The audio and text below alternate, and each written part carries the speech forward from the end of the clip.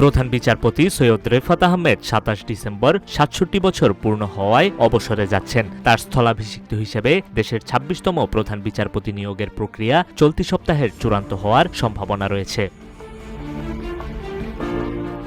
বর্তমানে প্রধান বিচারপতি সৈয়দ রেফাত আহমেদ ছাড়া সুপ্রিম কোর্টের আপিল বিভাগে ৬ জন বিচারপতি রয়েছেন।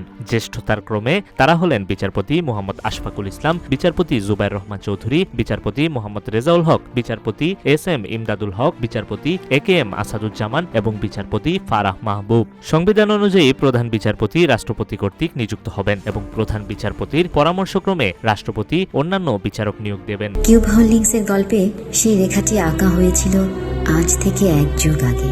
নকশাই আমাদের ভাষা। Cube holdings limited.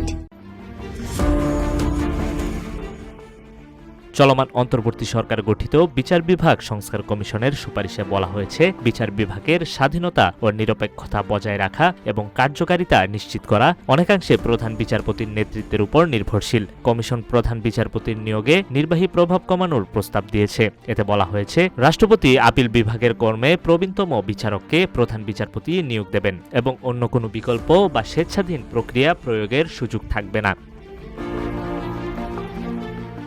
আইন বিশেষজ্ঞরা মনে করেন, যদি জ্যেষ্ঠ বিচারপতির বিরুদ্ধে গুরুতর অভিযোগ থাকে তখন দ্বিতীয় জ্যেষ্ঠ বিচারপতিকে প্রধান বিচারপতি হিসেবে নিয়োগ দেওয়া যেতে পারে। এছাড়া দেশপ্রেম, সততা, বিচার বিভাগের প্রতি দায়বদ্ধতা এবং অতীত বিচারিক কর্মকাণ্ডও বিবেচনা করতে হবে। আইনজীবী সমিতির সাবেক সম্পাদক ব্যারিস্টার রুহুল কুদ্দুস কাজল বলেন, সাধারণত প্রধান বিচারপতির নিয়োগ তার মেয়াদ শেষ হওয়ার কয়েকদিন আগে চূড়ান্ত করা হয়। তিনি আশা প্রকাশ করেন, চলতি সপ্তাহে নতুন প্রধান বিচারপতির নিয়োগের প্রক্রিয়া শেষ হবে।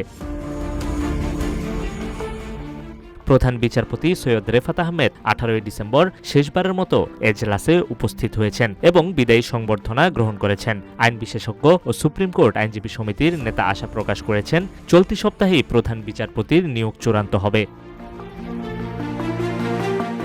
নিউজ ডেস্ক, রূপালী বাংলাদেশ।